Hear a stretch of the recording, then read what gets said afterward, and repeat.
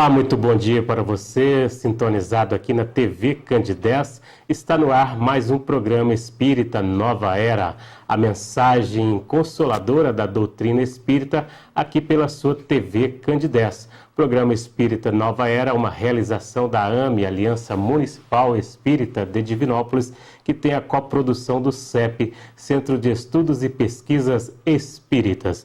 Estamos recebendo hoje o nosso amigo Marcos Ribeiro, é médico clínico de Belo Horizonte, esteve conosco aqui no 7º CONSED, Congresso de Saúde e Espiritualidade de Divinópolis, que é também uma realização da AME, está na sua 7ª edição. Marcos, um bom dia, é uma alegria recebê-lo aqui em nosso programa. Bom dia a todos, bom dia aos que acompanham aí a televisão. Agradecendo aí pelo convite, a oportunidade de estar aqui com vocês.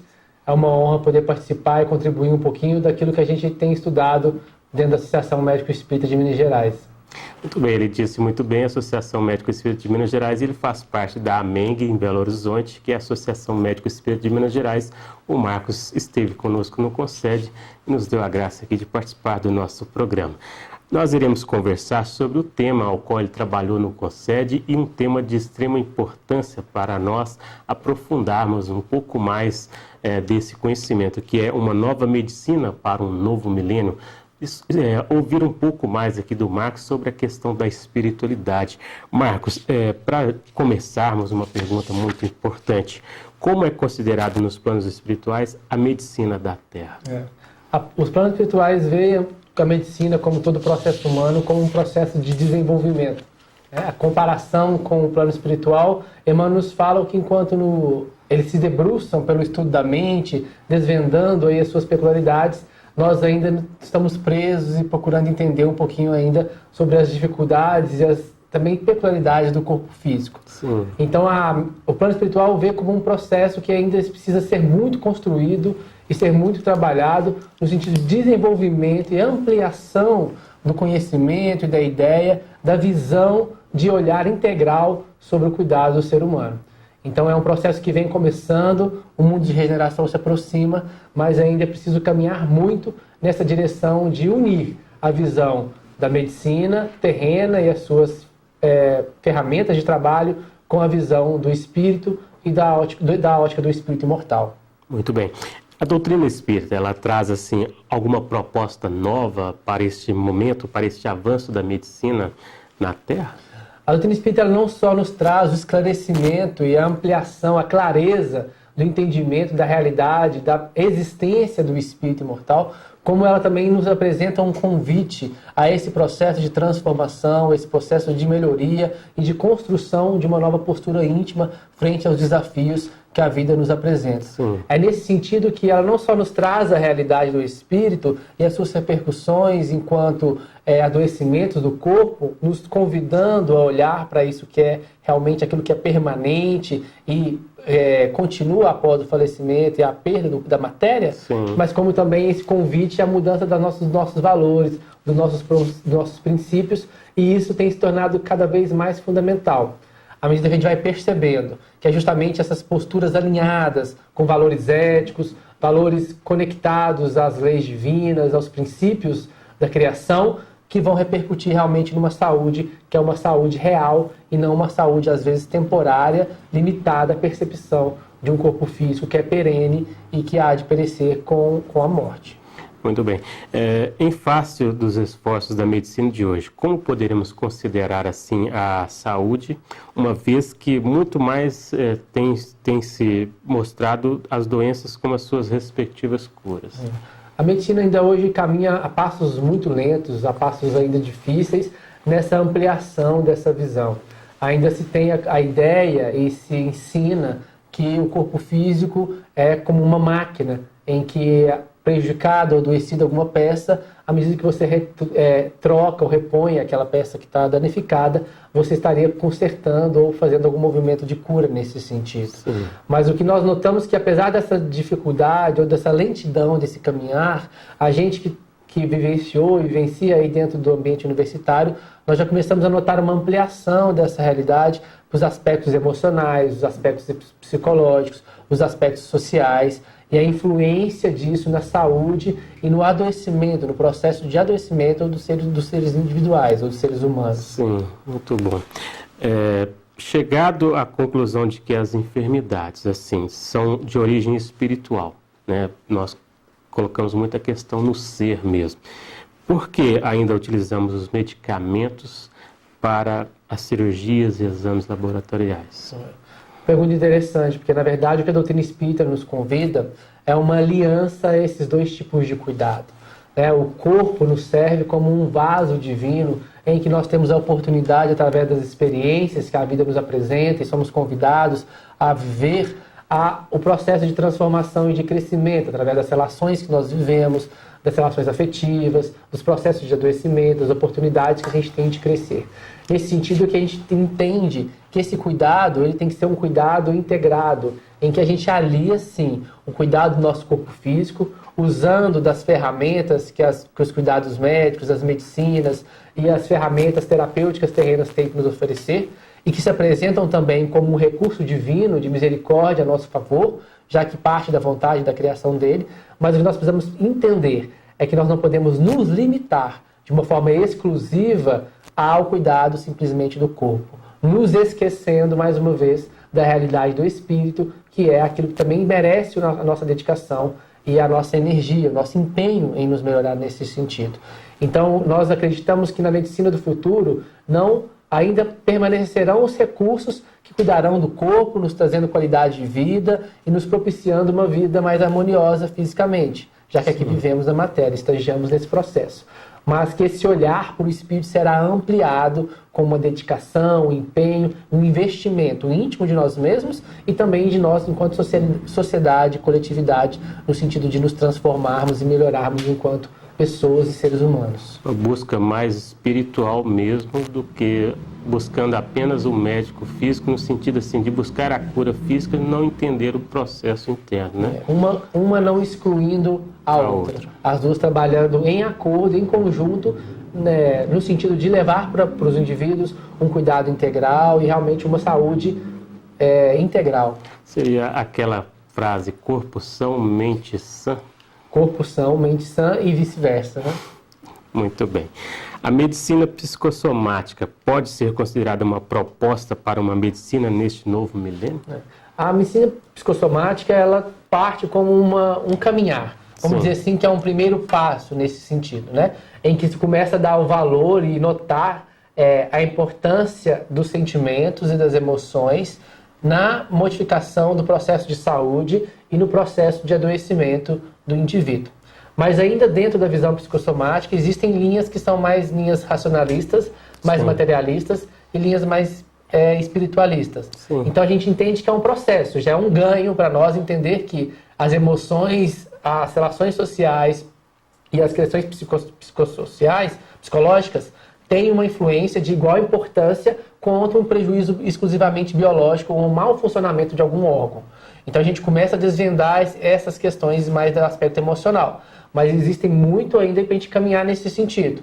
Porque existem ainda algumas linhas dessa visão psicossomática que veem isso ainda pelo aspecto exclusivamente materialista. Então o que a gente propõe é uma visão ainda que ultrapassa essa visão da psicossomática. Mas a gente entende isso como um ganho, um processo nesse processo, né? Mas o que vem essas linhas que impede isso progredir no sentido assim? Na verdade, o que a gente vê é que o impedimento vem da visão materialista, né? A não realização ou não se abre para a proposta de entender que existe algo que além da matéria, né? Além do corpo físico.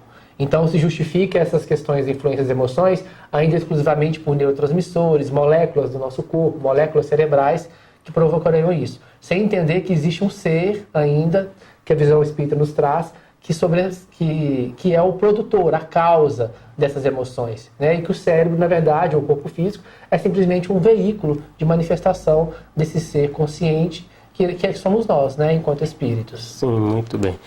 Para você que sintonizou agora aqui na TV Candidez, estamos apresentando o programa Espírita Nova Era, uma realização da AME, Aliança Municipal Espírita de Divinópolis, com a coprodução do CEP, Centro de Estudos e Pesquisas Espíritas, também de Divinópolis. O programa Espírita Nova Era é a mensagem consoladora e esclarecedora da doutrina espírita aqui na sua TV Candidez, levando a você de forma o conhecimento, o estudo, para que você fique mais amparado nesse sentido, na sua busca espiritual, no seu processo de análise profunda do ser. Estamos recebendo hoje o amigo Marcos Ribeiro, ele é médico clínico de Belo Horizonte, esteve conosco aqui no CONSED, que é o Congresso de Saúde e Espiritualidade aqui de Divinópolis, que esteve com a sua 7ª edição neste ano. Marcos, dando prosseguimento aqui ao nosso estudo, que é a nossa temática, uma nova medicina para um novo milênio, porque o movimento espírita de hoje está muito mais preocupado com a cura do corpo físico do que com a alma. Não haveria aqui um equívoco nessas questões? Eu acho que há, sim, às vezes, uma má interpretação pelas propostas que Jesus nos traz, através mesmo dos seus ensinamentos, da sua própria prática enquanto atividade de curar.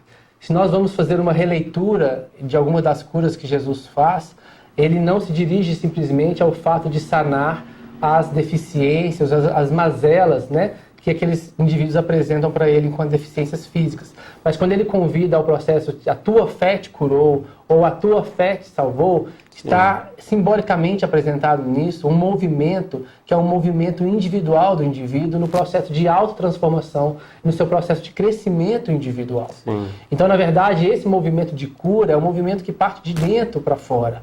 Se é o espírito a nossa realidade, que pré-existe ao corpo, é esse o olhar no sentido de transformação, de princípios, de conexão às leis universais que vige, vigora na nossa consciência, como nos diz no Livro dos Espíritos.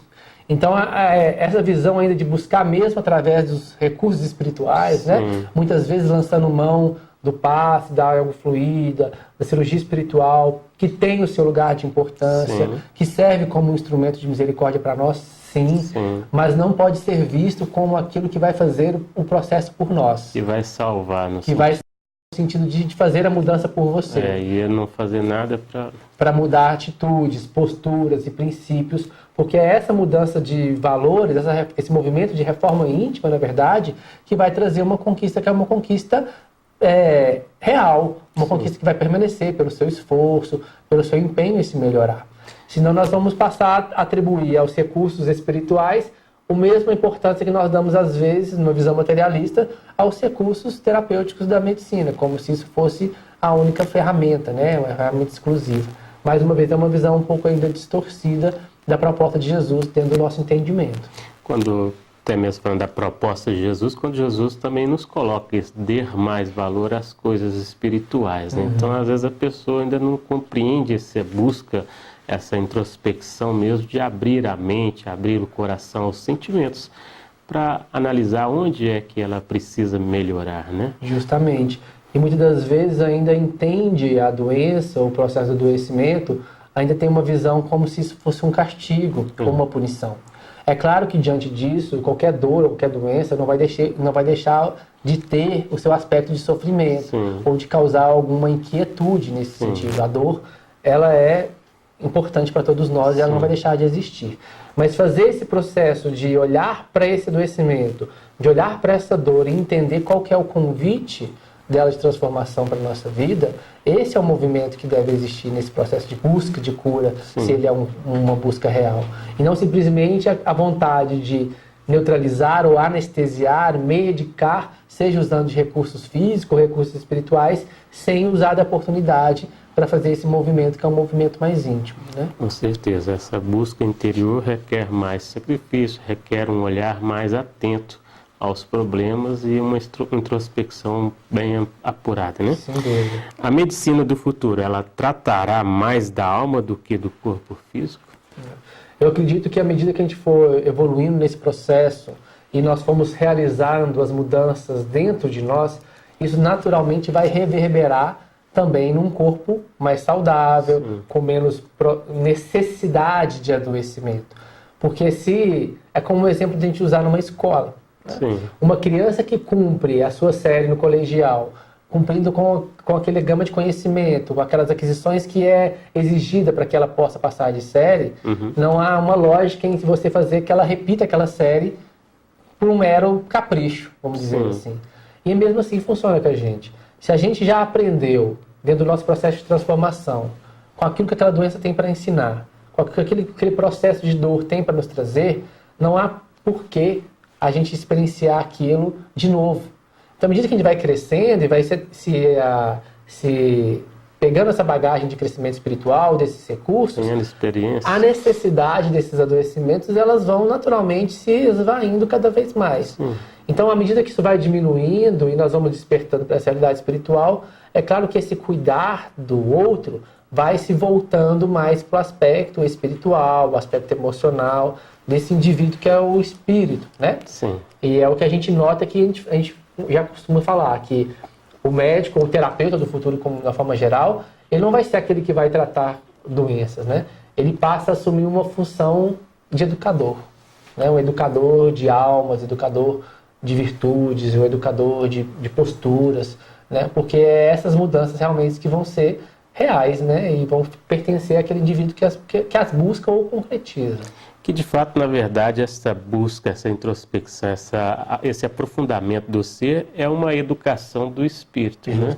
É essa busca realmente de entender todo esse processo e avaliar tudo que você está vivendo, seus atos, suas atitudes, sua postura diante da vida, não é mesmo? É esse o convite que a reencarnação nos traz. Com certeza. E também para nos dar a oportunidade de reaver tudo e recolocar em ordem tudo que é necessário, né? Esse é o processo da reencarnação.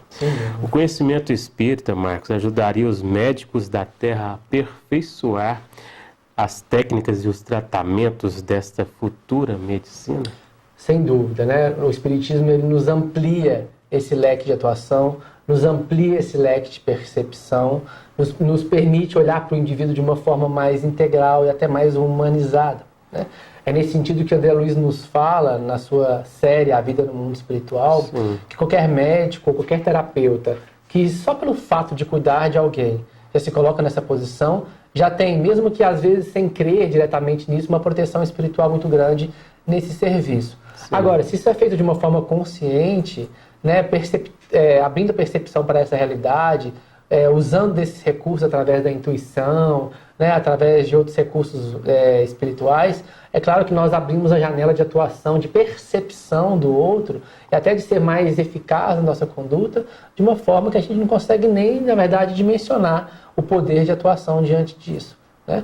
Então eu acho que a doutrina espírita contribui nesse sentido sim, da gente perceber essa visão do espírito e esses ganhos que ela pode trazer, mas eu ainda acredito que a contribuição maior dela nesse sentido é o convite que ela nos faz de entender que essa real cura ou essa real saúde parte do momento em que nós entendemos que isso é um movimento de mudança de postura, de mudança de valores, de sermos mais éticos, de sermos mais corresponsáveis diante do mundo que nós habitamos, em vivenciar esses valores que foram apregoados e trazidos por nós por Jesus, do amar ao próximo, do exercício da humildade, do exercício da caridade.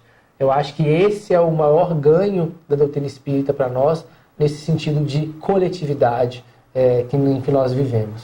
Um processo assim de compaixão pelo sofrimento do outro, né? Quando o médico, por exemplo, está ali atendendo o paciente, vendo todas essas dificuldades dele, e ele está aberto a todo esse entendimento da espiritualidade, que ganho pode ter no tratamento para com esse enfermo? Isso a gente já entende que não só facilita a própria relação, né? Porque à medida que você tem uma postura empática, uma postura de compaixão, nós já temos um ganho na própria relação, que a gente chama de relação médico-paciente. E isso já tem por si só um efeito terapêutico importante, né? Na adesão a tratamento e etc. Mas essa ampliação para essa realidade, a partir que você se conecta, a cada ato que você faz, nas palavras que você coloca, você pode estar imbuindo daquilo ali de uma energia né, de um bom pensamento, do próprio fluido daquele médico, daquele terapeuta que está ali, que vai ser um recurso importantíssimo na harmonização, não só do corpo, mas do perispírito daquele indivíduo. E a gente não precisa lançar a mão disso dentro de um consultório, de um processo de impor as mãos sobre o paciente, como a gente usa às vezes no recurso das nossas casas espíritas. A gente pode, através simplesmente do desejo, da vontade, do direcionamento do paciente, a partir do momento que eu toco um paciente ou que eu faço um exame, transmitir isso a ele através da minha vontade, das minhas energias. Né? Então eu acho que os leques são, e as possibilidades de atuação são muito grandes, e isso nos convida não só ao movimento de olhar para o outro, mas também ao movimento de olhar para nós e nos reconhecer também na necessidade de melhora, de transformação, a partir também da dor do outro. Né? Que a compaixão também nos permite isso. Com certeza. A evangelioterapia seria nossa única solução para acabar com as doenças? Eu acho que é a solução no sentido mais eficaz. A solução no sentido daquilo que realmente vai ser uma mudança adquirida, que eu não vou perder, que ninguém pode tirar de mim, uma conquista que eu adquiro para mim. A evangelioterapia no sentido do momento em que eu consigo trazer para a minha vida e incorporar nos meus dias a dias, nos meus pensamentos, nas minhas emoções, os valores que Jesus nos traz. Eu acho que a evangelioterapia é o verdadeiro tratamento. Se nós entendemos Jesus como o médico dos médicos, ou o médico de almas, né, o médico de todos os médicos, a gente pode entender a evangelioterapia como o recurso dos recursos, né, ou a cirurgia das cirurgias, aquilo que realmente vai promover uma cura real, permanente, transformadora em todos nós. Muito bom.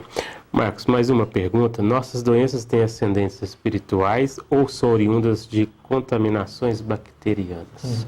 Isso é interessante que nós vamos ver no livro Evolução em Dois Mundos, já no seu último capítulo, André Luiz discorre justamente sobre esse tema. Que muitas das vezes nós atribuímos as doenças virais, né, as doenças, os resfriados, ou mesmo as infecções bacterianas, como se fosse uma fatalidade de um germe externo, né, que ao colonizar meu corpo vai trazer suas repercussões. Mas André Luiz nos fala que, na verdade, esses vermes só vão, ou essas bactérias, micro-organismos, só vão conseguir habitar aquelas regiões em que ele coloca como soluções de continuidade entre o nosso perispírito e o nosso corpo físico. Né? Então, a doutrina espírita nos coloca que existe o espírito, o perispírito e o corpo, existe uma ligação entre eles. A partir do momento que eu adoto posturas que estão em desacordo, ligadas a sentimentos, a imperfeições, a raiva, ao egoísmo, ao orgulho, eu vou provocando uma cascata de ação que vão causando como que fosse rupturas de continuidade entre o perispírito e o corpo. E são nessas regiões que ficam de uma forma mais frágeis e que André Luiz chama de zona de predisposições mórbidas, que o nosso corpo é como se ele perdesse o total controle do sistema imunológico, do controle dessas bactérias. Então acaba que o nosso corpo fica mais frágil, né, à contaminação. Se não fosse assim, nós estamos expostos a todo momento aos mesmos vírus e aos mesmos micro-organismos. Por que algumas pessoas adoecem e outras não?